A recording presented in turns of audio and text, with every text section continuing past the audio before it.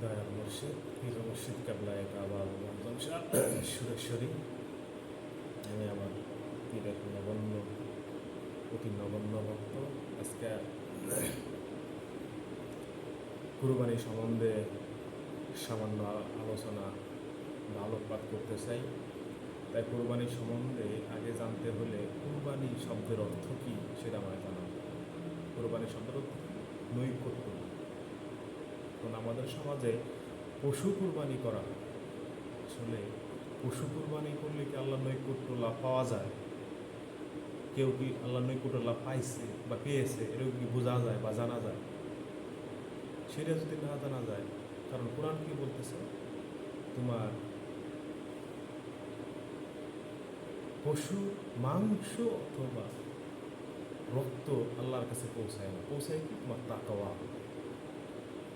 সূক্ষ্ম একটা বিষয় আপনারা বোঝার চেষ্টা করেন, কি পৌঁছায়? তোমার পশুর মাংস বা রক্ত পৌঁছায় না, পৌঁছাইছি তাকওয়া। তাকওয়াটা শব্দটা আমাদের জানা অতি জরুরি, কারণ আল্লাহর কাছে যে জিনিসটা পৌঁছায় সেইটা তো আমাকে জানতে এবং বুঝতে হবে। তাকওয়া শব্দের অর্থ কি? আপনারা একটু নেটের যুগ, নেট খুঁজলেও পাবেন বা আরবি ডিকশনারি খুঁজলেও পাবেন। সেটা হলো কি তাকওয়া শব্দের অর্থ বিরত থাকা, নিষ্কৃতি লাভ করা বা আত্মশুদ্ধি বা ক্ষুধাভীতি বা ক্ষুধাভীতি। তাহলে কি আত্মশুদ্ধি বলতেছে, ক্ষুধাভীতি বলতেছে, বা নিষ্কৃত লাভ বা বিরত থাকা। তাহলে কথাটা কি, কি থেকে আমাকে নিষ্কৃত হইতে হবে, বিরত হইতে হবে? এখানে আঠারো অর্থ কিন্তু বলে গেছে, যেটা কি আত্মশুদ্ধি। আত্মশুদ্ধি কীভাবে হবে? সহজ বিষয়, যেটা আমাদের জাতীয় কবি কাজী নজরুল ইসলাম বা সুফি কবি কাজী নজরুল ইসলাম বলছেন কি, মনের পশুর করো জবাই পশুর বাসুর বাসুর সব। কী করতে? মনের পশুত্বকে আসলে কোরবানি করতে। তাহলে কী হবে? এই যে আপনার তাকওয়ার অর্থটা এসে গেল কি, আত্মশুদ্ধি হবে। এই জন্যই তাকওয়া বলছে বিরত থাকা। কী থেকে বিরত থাকা? আমার মধ্যে যে পশুত্ব স্বভাব আছে, আমার মধ্যে যে পশুত্ব স্বভাব কি, আমার মধ্যে যে কামনা বাসনা লোভ মোহ, এই যে বিষয় থেকে বিরত থাকতে হবে। এই বিরত থাকলে কি আত্মশুদ্ধি হবে। আত্মশুদ্ধি কী হলে আমার আল্লাহর নৈকট্য, যেটা কুরবানির অর্থ, সেই নৈকট্য আমার লাভ হবে। তাহলে কি আসল সত্যটা আপনি দেখেন কোথায় লুকায় আছে, কোথায় আপনার পশু কুরবানি আর কোথায় হচ্ছে মনের পশু কুরবানি। আকাশ এবং পাতাল পার্থক্য।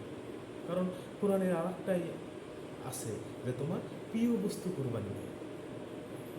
দেখেন কত কোরআন, কত বৈজ্ঞানিক, কত নিখুঁতভাবে বলছে কি প্রিয় বস্তু। আপনি যদি বলেন ওই পশু আসলে প্রিয় বস্তু, আসলে না, প্রিয় বস্তু পশু না।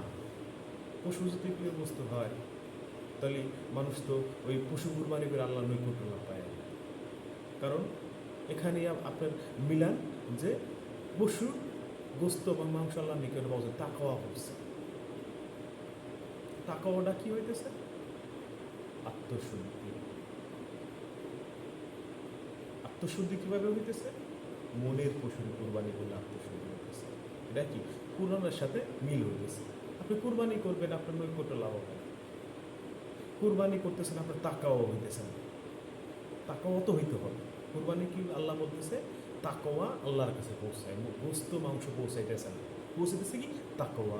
তাহলে আমার তাকওয়া আমাকে করতে হবে।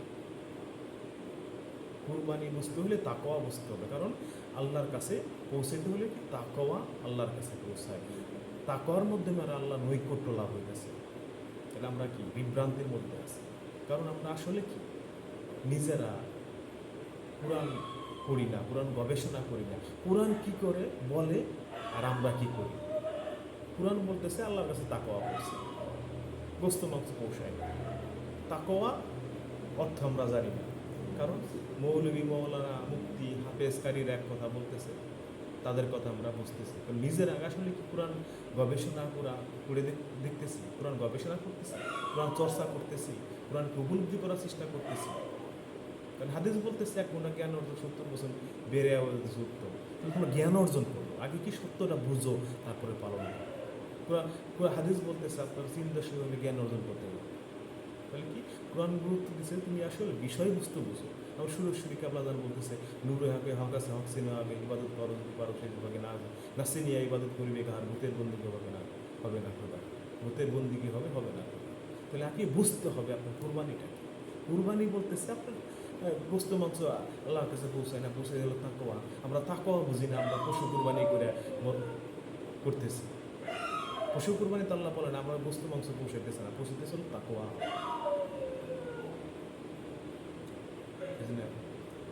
সহজ ভাষায় আমাদের সুফি কবি নজরুল করছে মনের পশুর উপর অজবাই পশুর বছর বছর। এই জন্যই বলছে যে তোর বুক ভরানো চোখে স্বার্থর টলি অথবা দেখিতে তোমাকে সেগুলি দেবতা হয়েছে। কারণ পশুত্ব কোরবানি করলে ভাই আমার মধ্যে দেবত্ব লাভ আছে, আমার মধ্যে কি আত্মশুদ্ধি হইতেছে, লোভমোহ আমার মধ্যে গেলে কেউ আত্মশুদ্ধি অর্জন হইতেছে। তাহলে আমরা কি কোরআন কি বলেন আমরা কি বলি, আমরা কি সেই আমার কানে চিলে আমার কান নিয়ে গেল, কানে হাত দেওয়া নেই, চিলের কাছে দৌড় শুরু করছে। কোরআন কি বলতেছে ভাই আর আমরা চলতেছি কোন পথে? তাই হাদিস বলতেছে আল্লাহর গুণে গুণান্বিত হও। আল্লাহর গুণে গুণান্বিত হলে কী করতে হবে আমাদের? পশুত্ব স্বভাব বাদ দিতে হবে। নিজের মধ্যে যে পশুত্ব স্বভাব আমার মধ্যে যে ইবলিস আছে, খান্নাস আছে, মরদুত আছে, শয়তান আছে, সেইগুলোই কি আমাকে বিরত হইতে হবে, সেইগুলোতে আমার নিষ্কৃত হইতে হবে। এগুলোকে আমাকে আত্মশুদ্ধি অর্জন করতে হবে। তাহলেই আমার তাকওয়া অর্জন হইতেছে। তাকওয়া অর্জন হইলেই আমার কি হইতেছে? কোরবানি হইতেছে। ইসলাম ধর্মে শান্তি আছে। তাহলে ইসলাম ধর্মে ইসলাম শব্দের শান্তি, তাহলে আমার কি হইতেছে? তাকওয়া অর্জন করলে কি হইতেছে? শান্তি পালন হইতেছে। আমি যদি পশু কোরবানি করে দিই আমার শান্তি হইতেছে না। একজন 2 লাখ টাকার কোরবানি দিতেছে, আমার মধ্যে হিংসা হইতেছে, 2 লাখ টাকা দিতেছে, আমি 4 লাখ টাকা দিই, এই অহংকার চলে আসতেছে। অহংকার তো ইবলিসের স্বভাব। আমার টাকার গরমে আমি কি করতেছি? 2 লাখ টাকা দিতে যার 5 লাখ টাকা 10 লাখ টাকার কোরবানি দিতেছে, তাহলে আমার কি হইতেছে? মর্দুতি স্বভাব অর্জন হয়েছে। কোরআনে বলতেছে কি খান্নাস থেকে মুক্ত হও, মর্দুত থেকে মুক্ত হও। আর আমরা কি খান্নাসের কাছে করতেছি, ইবলিসের কাছে। ইবলিস অহংকার, অহংকার আমাদের মধ্যে তৈরি হইতেছে কুরবানি দিয়ে। আমার মধ্যে মর্দুতি স্বভাব, টাকার গরম, অহংকারে আমার মধ্যে তৈরি হইতেছে। আর আমার কি বলতেছে? এগুলোকে মুক্ত হইতে হবে। আমরা কি সেই বিষয়ের মধ্যে জড়িত হইতেছি, তার থেকে মুক্তি পাইতে হবে। আমরা সেই বিষয়ে কি করতেছি? সেই বিষয়ে জড়িত হইতেছি। মানে যা করার দরকার সেটা না করে কি সেই বিষয় যে কাজ থেকে বিরত হইতে হবে আমরা সেই কাজই করতেছি। কুরবানি করতে হবে আমার মনের পশুকে, সে আমরা মনের পশুকে কারো তাজা করতেছি, তাহলে কি আমার কোরবানি হইতেছে? এই কোরবানি না হওয়ার কারণে আমার সমাজের মধ্যে বিশৃঙ্খলা, এত হিংসা, বিদ্বেষ, রেষারেষি, অহংকারী তৈরি হইতেছে, মর্দুদি স্বভাব তৈরি হইতেছে। ইবলিসের স্বভাব, খান্নাস, কুকর্মের আমাকে তাড়না করতেছে। ধর্মের যদি আমি দর্শন বুঝি তাহলে আমার সমাজে শান্তি আসে। আমরা বাহ্যিক নিয়ে কী করতেছি? মাতামাতি করতেছি, যার কারণে আমার সমাজের মধ্যে বিভেদ, তো হিংসা, তো রেষারেষি তৈরি হইতেছে। আর দর্শন যদি ফলো করি, কোরআন মতে যদি চলি, তাহলে কি আমার শান্তি আসবে। মানে কোরআনের কথাই তো কি ইসলাম, ইসলাম তো শান্তি। তাই আমি যদি কুরবানি সঠিকভাবে বুঝি, কোরআন মোতাবেক যদি আমি কুরবানি করি, তাহলে আমার সমাজে ইসলাম প্রতিষ্ঠিত হইতেছে, শান্তি প্রতিষ্ঠিত হইতেছে, আল্লাহর নৈকট্য লাভ হইতেছে। সুফির যে মূল ব্যাপার হয়েছে কি, মূল দর্শন হয়েছে কি, মানার বা নফসা ফাঁকা দ্বারা করা, যে তার নফসকে চিনেছে, দেখার সে খোদাকে চিনেছে। নফসিনার অর্থটা কি? নফস হচ্ছে কি? খান্নাস, বন্ধু, বিবলি, শয়তান, কামনা, বাসনা, লোভ, মদমাংস হয়েছে। দেখ কত সুন্দর শত্রুতে মিলে যেতেছে। এই নফসকে পরিশুদ্ধ করতে হবে। কি বলতেছে আল্লাহ? তাকাওয়া আমার কাছে পৌঁছে। তাকাওয়া অর্থটা কি? তাকাওয়াটা হচ্ছে হলো কি? আত্মশুদ্ধি। তাকওয়ার আর হচ্ছে বিরত হওয়া। কি বিরত হইতে হবে? পশুত্ব স্বভাব থেকে বিরত হইতে হবে। পশুত্ব বিরত হইলে কি হইতেছে আমার মধ্যে? তাকাওয়া অর্জন হইতেছে। তাকাওয়া অর্জন হইলে কি আমার কি হইতেছে? কুরবানি হয়ে যেতেছে। কুরবানি হইলে কি আমার শান্তি হয়ে যেতেছে। মানে কি প্রত্যেকটা বিষয় দেখেন একেবারে সেটেলভাবে মিলে যেতেছে। আর যদি আমি ওই বাহ্যিক পশু কোরবানি করি, কোনোটাই মিলে না। আমার মধ্যে কি অহংকার চলে আসতেছে, অহংকার চলে আসলে শান্তি আসতেছে না। তাহলে কি একে একে দুই মিলতেছে। আর আমি মনের পশুটা জমা করি, তাহলে কি আমার আত্মশুদ্ধি অর্জন হইতেছে।